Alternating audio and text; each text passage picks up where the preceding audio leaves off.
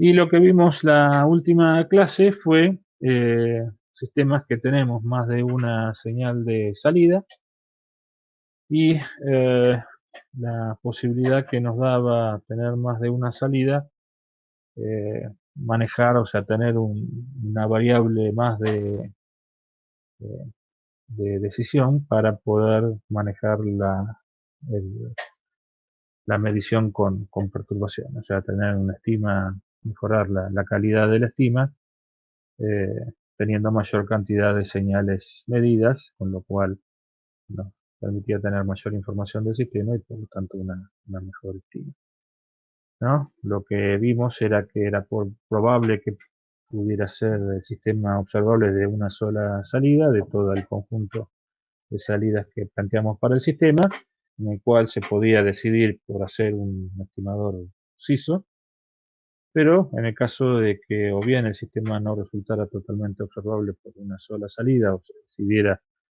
utilizar más de una señal para diseñar el estimador, podíamos diseñar un estimador tomando información de varias salidas a través de una matriz H, que en este caso tenía más de una columna y por lo tanto nos permitía tomar información de más de una señal de salida. Como la cantidad de autovalores para el estimador seguía siendo la misma y teníamos mayor cantidad de elementos a determinar, vimos que el diseño de la matriz H de realimentación se complicaba por el hecho de que existían infinitas matrices H que hacían que los autovalores fuesen a parar a las posiciones que nosotros deseábamos para el estimador, ¿no? Entonces, una de las cuestiones que vimos en ese caso, que teníamos la posibilidad de usar un método más o menos sistemático que nos permitía encontrar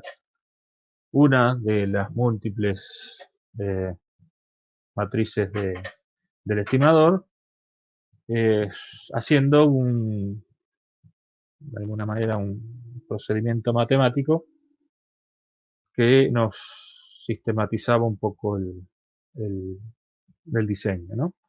Lo que planteamos fue obtener una salida ficticia, ¿no? Una salida matemática, que resultaba ser una combinación lineal de las salidas que teníamos en el sistema.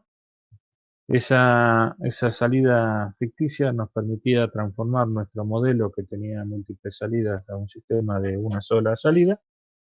Este sistema de una sola salida debería tener las mismas condiciones de observabilidad que tenía el modelo original, o sea que dentro de la elección de los elementos de F teníamos que tener cuidado de no eh, tomar elementos que modificaran la observabilidad del sistema.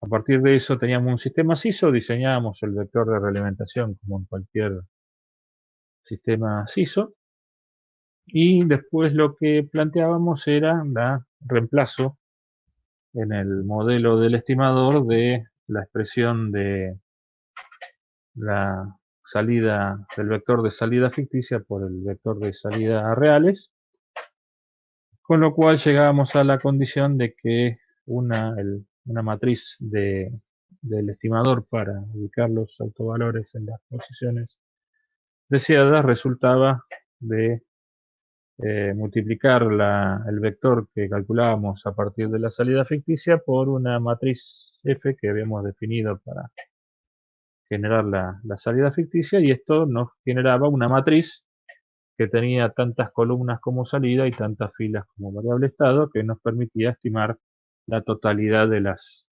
variables de estado, ¿no? O sea, y lo que analizamos es que esta nueva matriz H, al ser F un vector de constantes, nos quedaban que las columnas de H eran combinaciones lineales entre sí, por lo tanto, de las infinitas posibilidades que teníamos esa particularidad que todas las filas de esta matriz H eran combinaciones lineales. Sin embargo, teníamos la posibilidad de elegir los elementos de F, con lo cual teníamos infinitas posibilidades de diseño.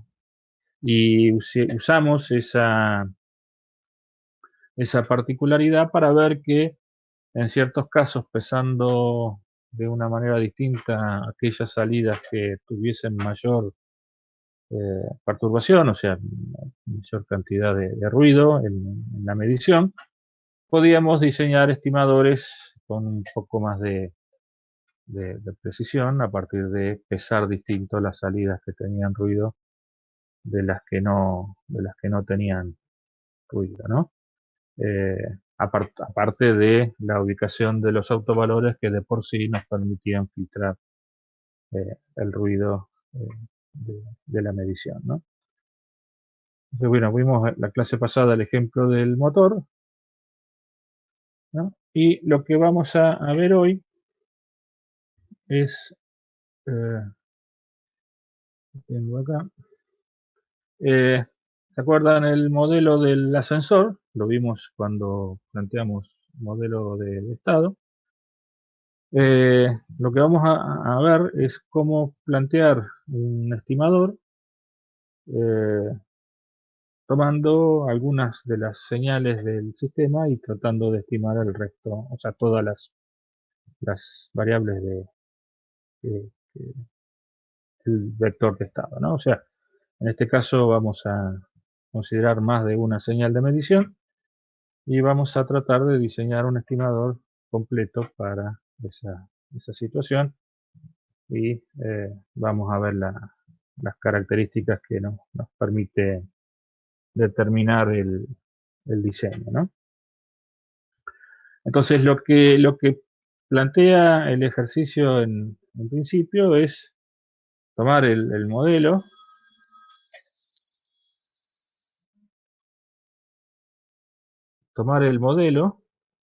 y, y en ese modelo lo que vamos a hacer es medir las señales que están asociadas al motor, ¿no? O sea, nosotros tenemos en este modelo, habíamos dicho que teníamos la corriente del motor como variable estado, la velocidad del eje del motor como variable estado y la velocidad de la cabina y el estiramiento del cable del ascensor, ¿no? Entonces, eh, el hecho de tener que medir todas las variables para hacer una realimentación de estado implica de que yo tengo que poner instrumentación, o sea, meter medidores dentro de la cabina, con lo cual se complica porque la cabina tiene movimiento, entonces necesitaría implementar algún tipo de nexo entre el lugar donde yo voy a instalar el control y la cabina que se va moviendo a lo largo del edificio, ¿no? Y obviamente medir el estiramiento del cable es una cosa que no sé si resulta fácil, pero a mí no se me ocurre cómo, por lo menos hasta ahora. Entonces lo que vamos a plantear es, suponiendo que habíamos diseñado una realimentación completa de estado, a partir de las mediciones que puedo realizar directamente sobre el motor, que es un elemento que está fijo en una sala de máquinas, en algún edificio, en algún lugar, poder medir la corriente del motor y poder medir la velocidad del motor y tratar de estimar las variables del sistema a partir de esas dos mediciones, ¿no? Entonces, lo que teníamos como modelo de estado, teníamos el modelo de estado continuo que habíamos planteado en la guía A2, en el cual definíamos las 4 variables de estado que les mencioné, las corrientes, la velocidad angular, el estiramiento del cable y la velocidad de la cabina. Y en este caso, las salidas que vamos a plantear son las dos primeras salidas, que son la corriente de armadura del motor y la velocidad angular del motor, ¿no? Entonces,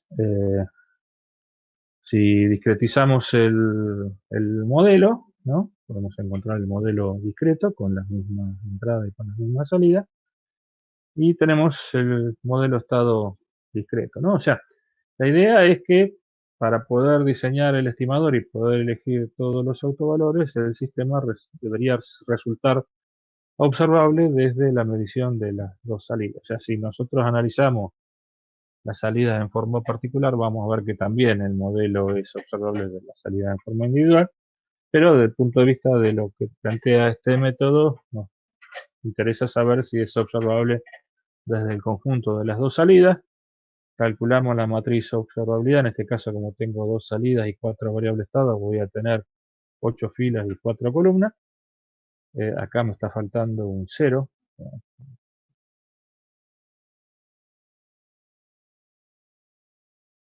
La última sería C por A cubo. Obviamente tenemos que determinar eh, el rango de esta matriz, ¿no? Tendríamos que poder encontrar una matriz, un determinante de 4 por 4 no nulo, o por ahí aplicando Gauss-Jordan tratar de llevar este modelo diagonal, pero bueno, utilizando funciones matemáticas de simulación nos permite determinar que obviamente el rango de esta matriz es 4 y por lo tanto vamos a poder diseñar a partir de la medición de esas dos salidas un estimador en donde podemos asignar todos los autovalores. O sea, el hecho de que hubiese resultado no observable, lo único que implica es que no puedo reasignar los autovalores, no quiere decir que no pueda hacer un estimador, ¿no? Entonces, dijimos lo que vamos a plantear para este sistema, si bien nunca lo vamos a ver funcionando, es una salida ficticia. Vamos a llamar y asterisco una función que va a ser, en este caso tenemos dos, la constante por la corriente más otra constante por la velocidad. Obviamente esas constantes tendrán que tener unidades para que se puedan sumar entre sí. Bueno, tendremos una salida que será dada en alguna magnitud que resulte ser una combinación lineal de estas constantes por la salida. En este caso, como tenemos dos salidas, lo que vamos a plantear es un vector f en el cual pesamos con la misma ganancia a las dos eh, salidas, ¿no? Entonces, tenemos un peso que le damos a la información que viene en cada una de las salidas es el mismo. Calculamos el vector de salida ficticia como f por la matriz C de salidas del sistema, con lo cual lo que nos va a quedar en CF es la suma de las dos filas de la matriz C, por lo tanto me queda 1, 1, 0, 0. Y ahora lo que tengo que hacer es con este nuevo vector y con la matriz A original del modelo, calcular la matriz observabilidad del modelo con salida ficticia, ¿no? Obviamente esto es a fin de verificar de que en este vector f que tenemos acá no estamos perdiendo información respecto de la observabilidad. Entonces, calculamos otra matriz de observabilidad, en este caso el determinante nos da distinto de 0 y por lo tanto podemos decir que sigue manteniendo las condiciones, pero si en algún caso nos diera de que la matriz de observabilidad es de rango menor del que habíamos calculado antes, lo que tenemos que hacer es modificar los valores de f para que se cumpla la condición que el sistema resulte con la misma observabilidad que tenía antes, ¿no?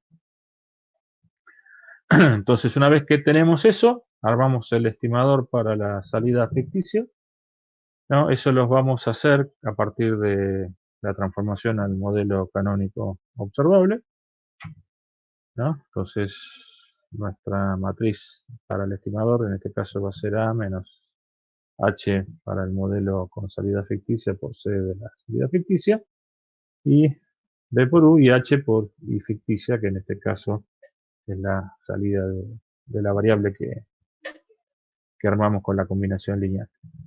Como vamos a usar la condición del modelo canónico observable, necesitamos el polinomio característico de la planta.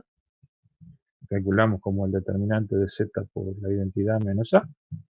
Nos da este polinomio característico, con lo cual podemos armar las matrices del canónico observable. O sea, están desapareciendo los números. Roger, después anotar todas las cosas que vamos a tener que cambiar en este ejercicio. Acá, acá en este elemento debería ir un 0, o sea, en el modelo canónico teníamos 1 por debajo de la diagonal principal. Los elementos de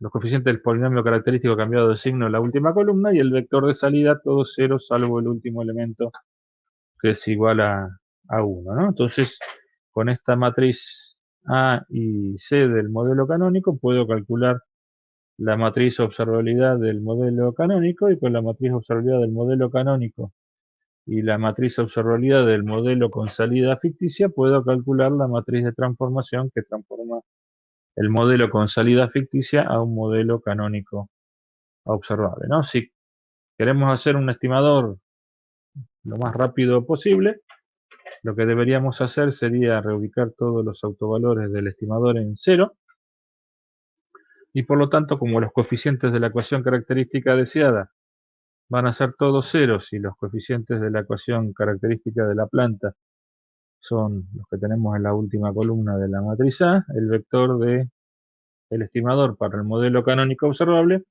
nos queda con los coeficientes de la ecuación característica de la planta cambiado de signo, ¿no? Entonces ya tenemos calculado el vector del estimador para el modelo canónico.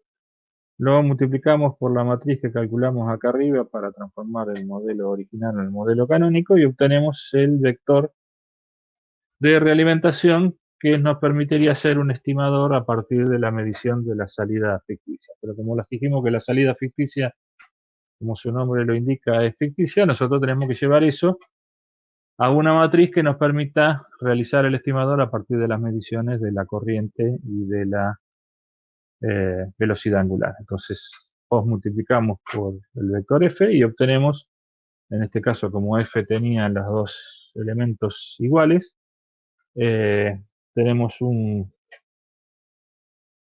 una matriz H que va a tener las dos las dos columnas exactamente iguales, ¿no?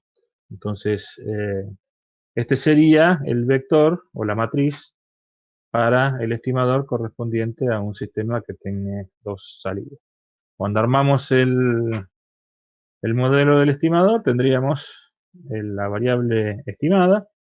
Esta matriz sería A menos H por C, este H por el C de las dos salidas. Esto es B por la tensión de referencia y esto sería H por I. Como I en este caso son la corriente y la velocidad angular, nos queda esta matriz que habíamos calculado acá, ¿no?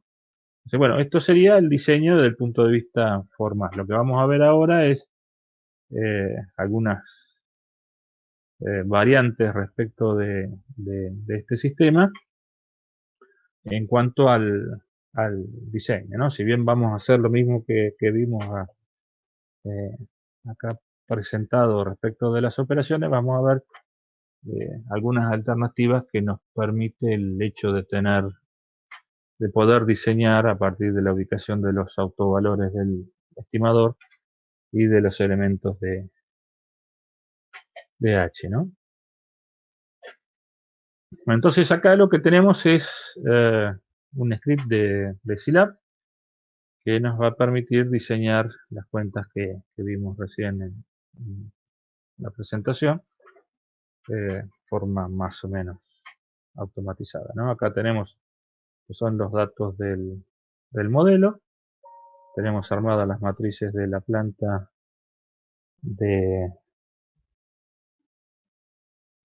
del sistema continuo, ¿no? Acá hacemos la discretización del modelo continuo y calculamos las matrices del modelo discreto, los autovalores del modelo discreto y calculamos la matriz de observabilidad del modelo discreto, ¿no? Calculamos hasta acá. Trabajamos un paso antes, ¿no? Lo que tenemos acá son las matrices, ¿no? del modelo continuo, A, B, C y D del modelo continuo. Acá tenemos las matrices A, B, C y D del modelo discreto, ¿no? Y finalmente lo que tenemos acá son los autovalores del modelo discreto. Fíjense que tenemos en este caso dos pares de autovalores complejos conjugados, ¿no? Uno bastante lentos y otro bastante rápidos en la respuesta. Después lo que hicimos fue calcular la matriz de observabilidad del sistema respecto de las dos salidas, ¿no? Y calculamos el rango y nos da que tiene rango 4. Acá definimos el vector para la salida ficticia, en este caso lo definimos con los dos elementos igual a 1. Ahora vamos a ver en un ratito qué pasa cuando yo empiezo a cambiar estas cosas, qué puedo llegar a esperar a priori, antes de ver la situación respecto del ruido. Entonces, lo que hago acá es calcular la matriz C para el modelo ficticio, armo el modelo ficticio y calculo la matriz observabilidad del modelo ficticio, ¿no? Entonces tengo la matriz, perdón, eh, no, tengo el modelo ficticio acá, perdón. La matriz A sigue siendo la misma, la matriz B sigue siendo la misma y la matriz C es la matriz eh, que suma de las dos filas, y acá calculé la matriz observabilidad y el rango del sistema ficticio, ¿no? Entonces, dijimos que íbamos a diseñar a partir del modelo canónico observable. Entonces, acá lo que tenemos es calculada las matrices A y C del, del modelo canónico observable, o sea, con los coeficientes de la ecuación característica. El vector C, todos los elementos salvo el último elemento 1. Y con esta A y C calculo la matriz observabilidad del modelo canónico observable, que debería seguramente darme observable. Calculo el determinante y me da que es igual a 1. Con esta matriz de observabilidad del canónico y con la que calculé del modelo ficticio, que es esta que está acá,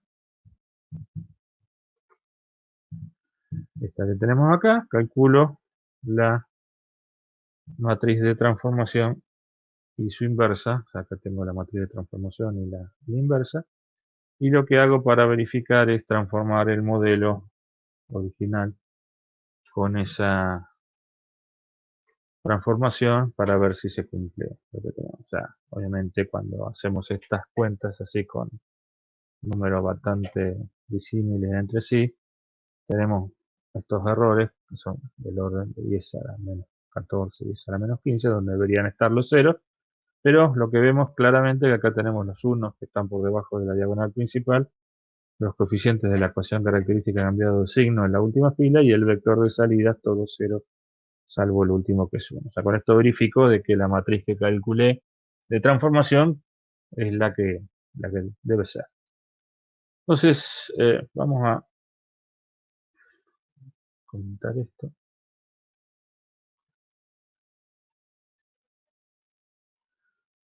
Entonces, lo que dijimos nosotros es que vamos a elegir todos los autovalores del estimador en 0, o sea que vamos a poner los 4 autovalores del estimador en 0, y lo que hacemos es, con estos autovalores calculamos acá el polinomio característico deseado, acá calculamos el polinomio característico de la planta, y hacemos la diferencia de los dos polinomios y calculamos el vector del estimador para el modelo canónico observable del sistema con salida ficticia, eh, con los coeficientes de la diferencia entre los polinomios deseado y original del sistema, ¿no? Entonces, vamos a correr esto.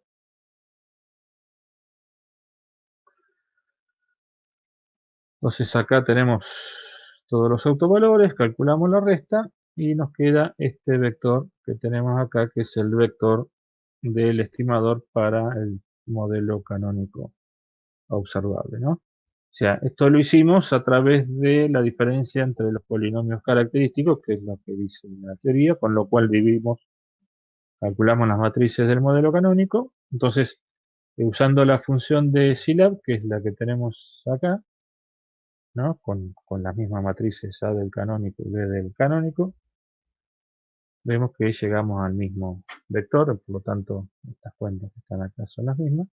Después lo que hacemos es transformar mediante la matriz de transformación del canónico al modelo con salida ficticia. Nos da este vector que tenemos acá.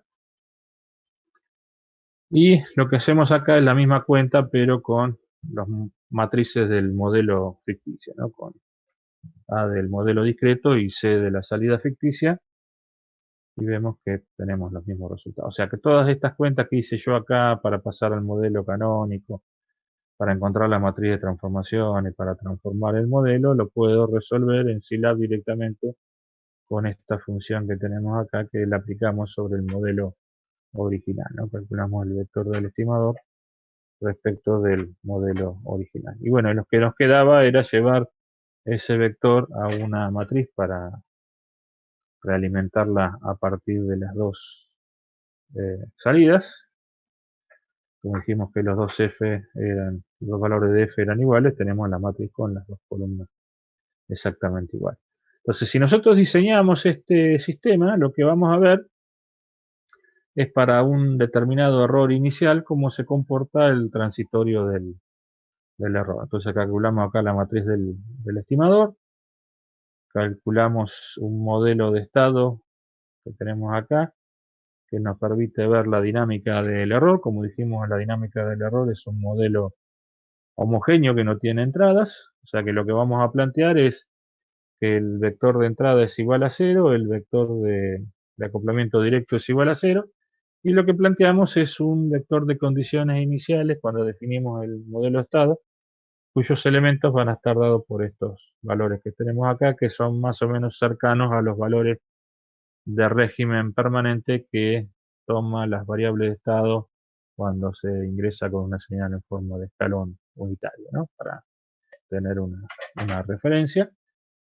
Y vamos a ver la respuesta en esas condiciones.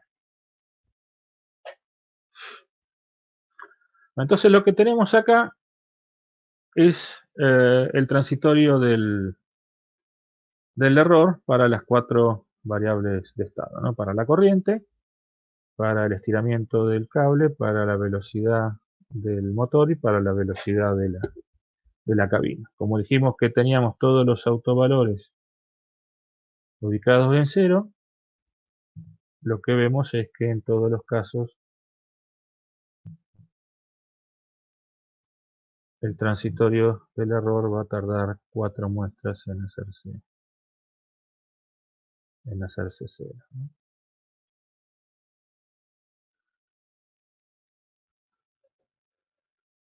Vamos a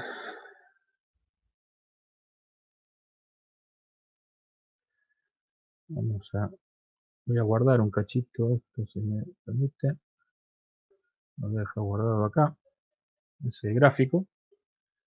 Y lo que vamos a ver, o sea, hasta acá no hicimos nada distinto de lo que vimos en la transparencia. Ahora vamos a ver qué pasa si yo cambio los valores de f, ¿no? Al principio vamos a ver, vamos a tomar, por ejemplo, que yo 0.1 y 5, ¿no? Y voy a hacer exactamente lo mismo que hice hasta ahora, o sea, lo voy a calcular y voy a ver cómo se comporta el error.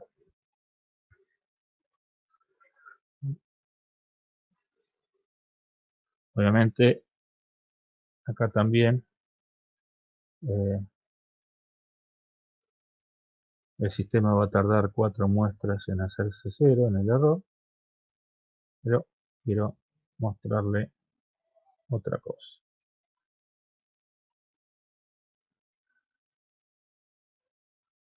O sea, los dos estimadores tienen los autovalores ubicados en las mismas posiciones, ¿no?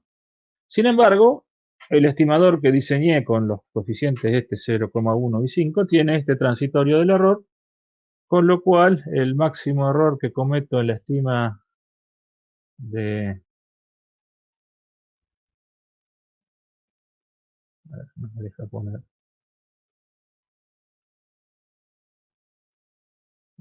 poner, el lobito, pero vamos a suponer que está entre 0,6 y 0,7. Está, lo podemos poner acá, 0,69. En este caso vale 0.003. En este caso el máximo estaría por acá, de 0.643, y en este caso el máximo estaría por acá. Voy a mostrar.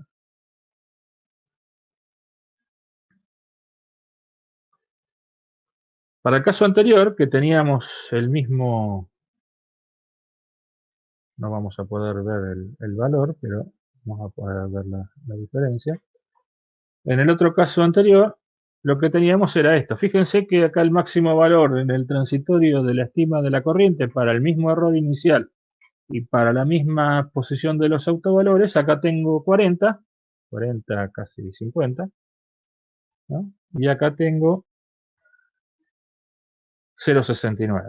En este tengo más o menos 0,46, 47, pongámosle, y en este tengo 0,0003.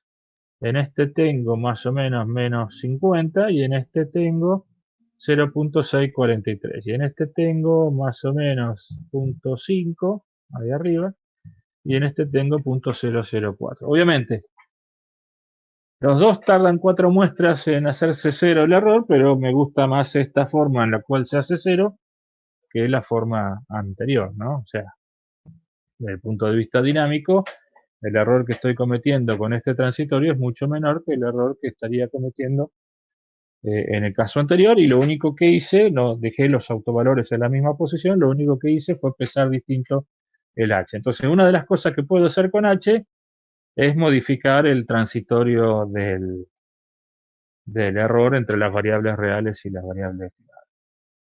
No tengo todavía un método que me permita decir cuál es la mejor asignación para que tenga el mínimo error, pero podemos decir que uno sabe que puede modificar el comportamiento del error a partir de la elección de los valores de f. O sea que respecto de un estimador que tiene una sola salida, por lo menos es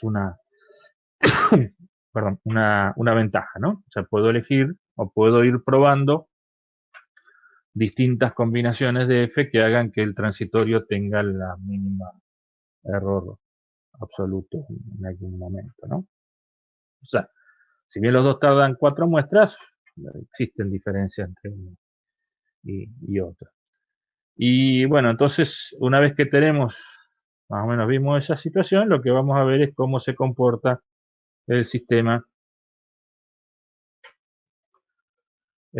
para un error inicial y con las variables originales del sistema, ¿no? O sea, acá tenemos el comportamiento de la corriente real y estimada. O sea, vemos ahí una sola, pero vamos a tratar ahora de hacer un pequeño detalle. Y se supone que el transitorio, o sea, acá el transitorio fue chiquito, vamos a ver esto y después vamos a volver a la condición de 1 y 1. O sea, si yo fíjense que esto está, salvo esta que es la que mayor error me dio, después todas están más o menos dentro de los valores de, de las amplitudes del transitorio del sistema, ¿no?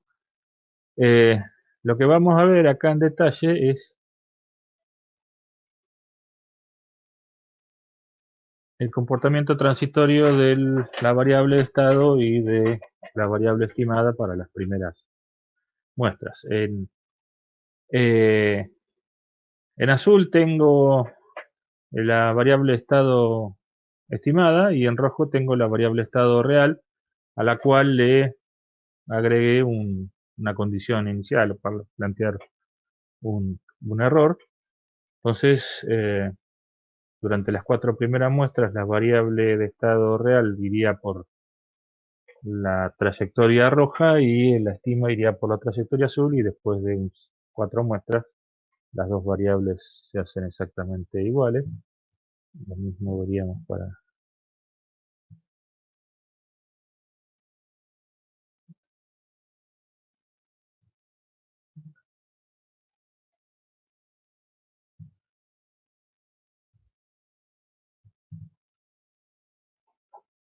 este caso.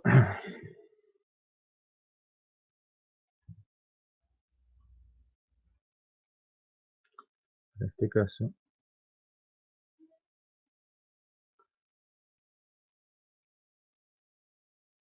para este caso. Fíjense que si lo miramos desde el punto de vista del error máximo, vemos por lo menos en este caso las curvas. Vamos a llevarlo a la condición anterior, donde f valía 1, 1,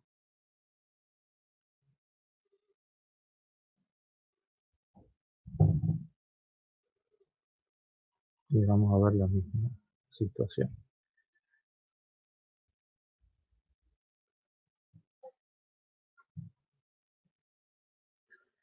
Fíjense que ahora el error inicial está de acuerdo a lo que teníamos en este dibujo de acá, ¿no? Por lo tanto,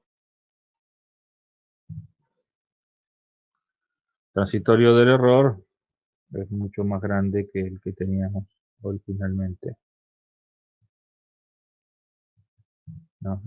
En el sistema con amplitudes extremadamente grandes comparado con el comportamiento de la planta, ¿no? Si bien, fíjense que en todos los casos en 4 muestras llegó a 0, en este caso el error es muchísimo más grande.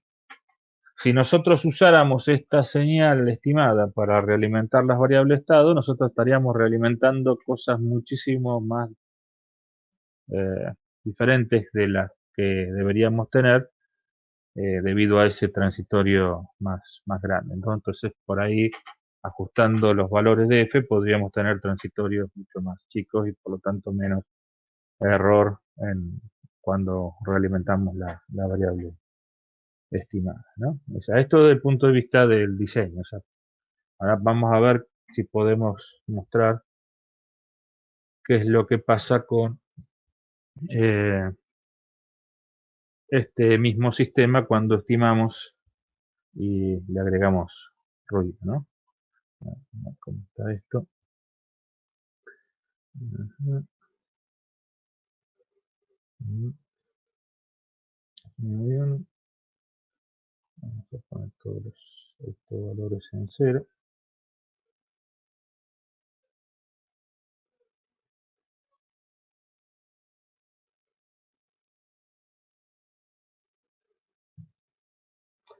Bueno, lo que tenemos acá es el modelo de la planta, ¿no? Con los diagramas en bloque, la constante de tiempo eléctrica, ¿ya? La realimentación de reacción de armadura, la constante de mecánica del motor, y acá tenemos la parte del cable, la polea y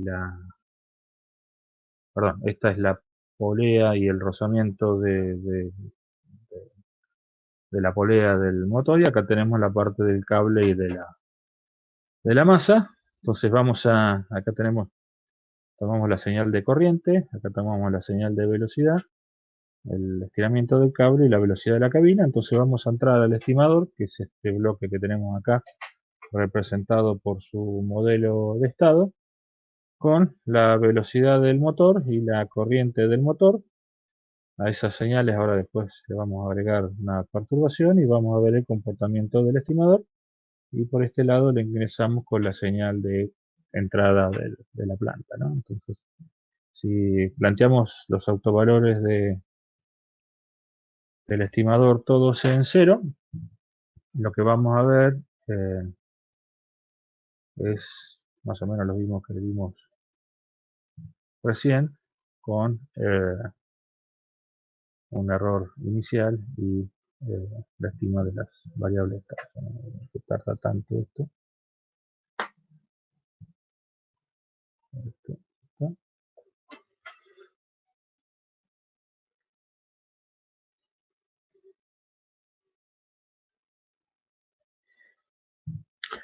Este modelo en particular es bastante difícil de asimilar por el simulador, porque tenemos polos de muy baja frecuencia con polos de muy alta frecuencia.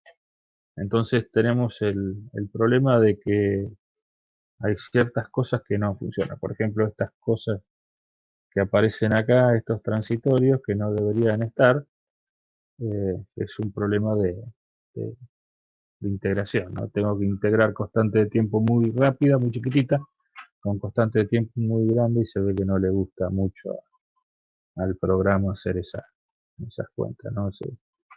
Donde patina un poco va a parar al diablo con la solución. En este caso, lo pudo retomar, pero en algunos casos puede ser que el método de cálculo diverge y no podemos lograr la respuesta que queremos.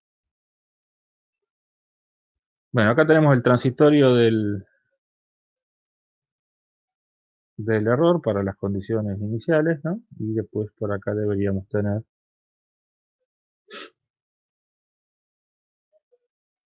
una respuesta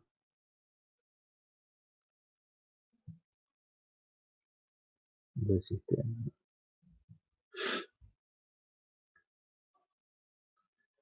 Si miramos acá en detalle, vemos que la negra sería la señal del modelo continuo y la azul sería la señal del estimador, y que el estimador coincide en las muestras con la variable estado original. Acá tenemos la velocidad del motor, o sea,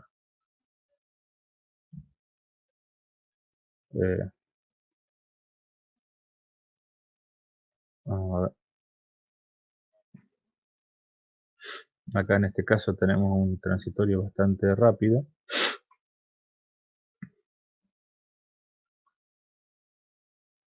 Y fíjense que los instantes de muestreo, la estima que sería la azul coincide con la verde, que sería la velocidad real, ¿no? O sea, fíjense que acá también tenemos el transitorio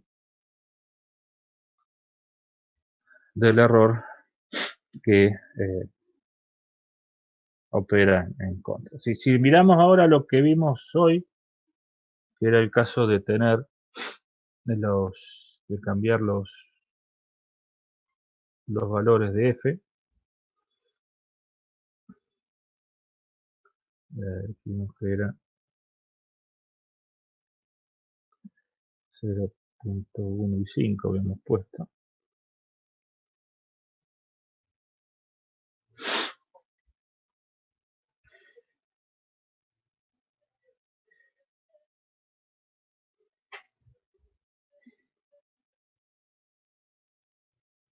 Hay que tener paciencia.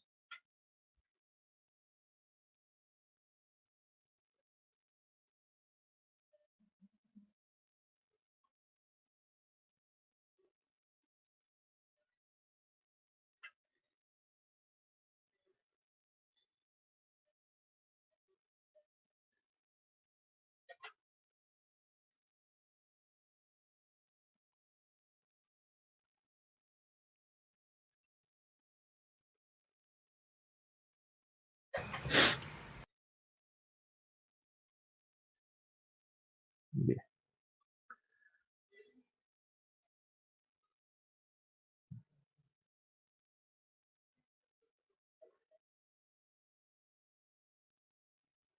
Bueno, evidentemente no tenemos las mismas condiciones iniciales que en el caso anterior.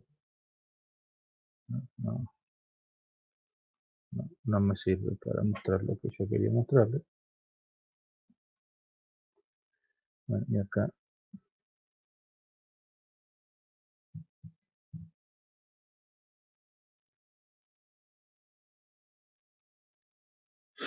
vemos que la estima sigue a la variable real. En este caso lo que tenemos es la señal sin perturbación. Vamos a agregar ruido en la medición de ruido, la medición de la.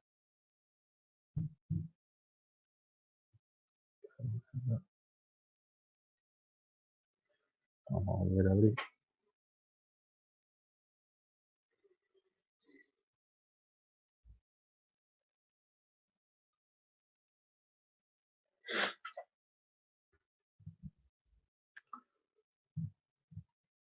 Le vamos a agregar ruido a la medición de la corriente.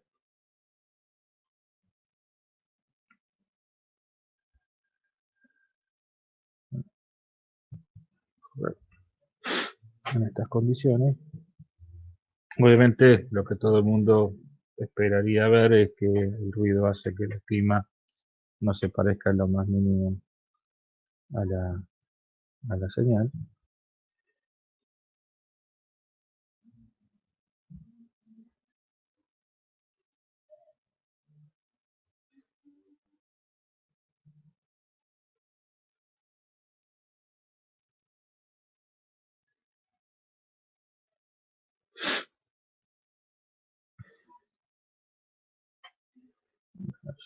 nos alcanza para ver.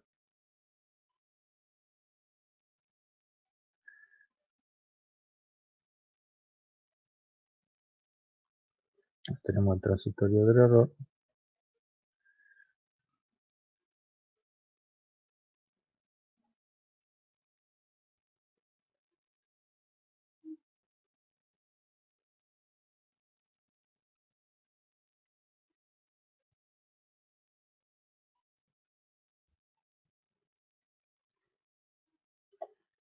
Lo que vemos es que obviamente la salida estimada tiene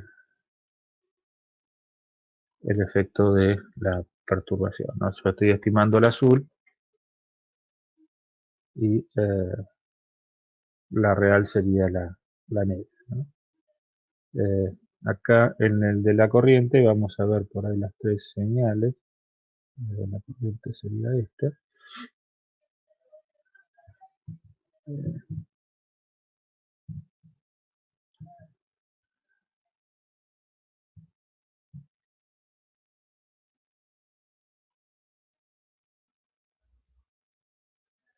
La corriente tenemos la corriente sin ruido, sería la corriente. Ahora vamos a agrandar un poco más.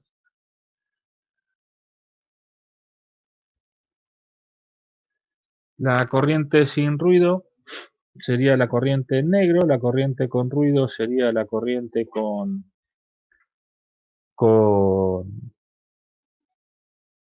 en verde, y la estima es la corriente en azul, ¿no? O sea, en este caso no tenemos mucho problema con respecto a la perturbación respecto de la corriente, pero acuérdense que nosotros usamos un número mucho más chico para que tendría que haberlo hecho después, realmente. Nosotros habíamos puesto un valor mucho más chico para el vector h en la medición de la corriente, acá, que para la medición de la velocidad, ¿no? Entonces, si nosotros ponemos, como en el caso anterior, 1,1, vamos a ver lo que yo debería haber mostrado al principio, que es que el ruido es mucho mayor mucho menor cuando empezamos con menos ganancia en F a la señal con perturbación.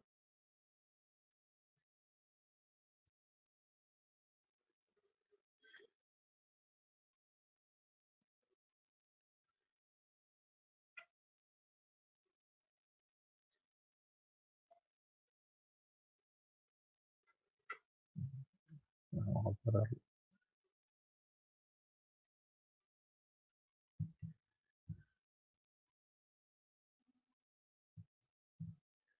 Fíjense que ahora le cambié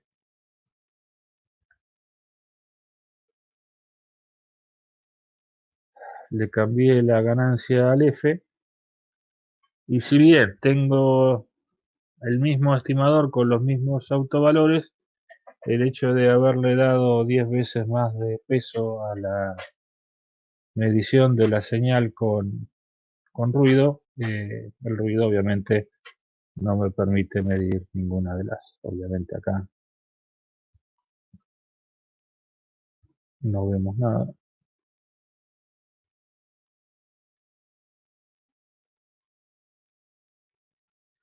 ¿No? La señal está por ahí abajo y el ruido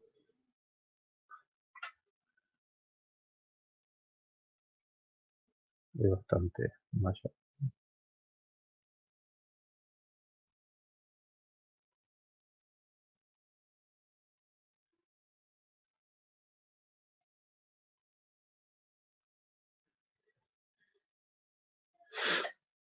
No, entonces, la ventaja que tenemos con el estimador con más de una salida es que nos permite estimar,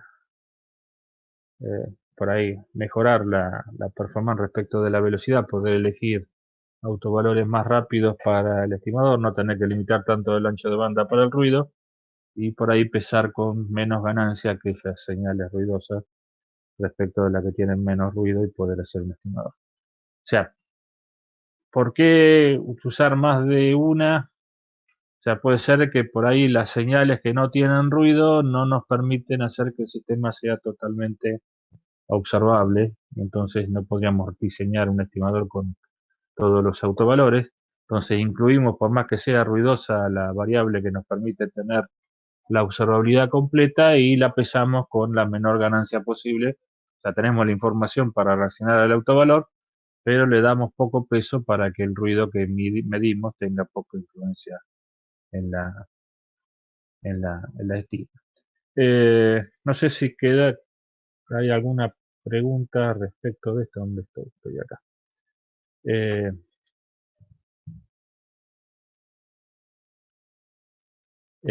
Bien.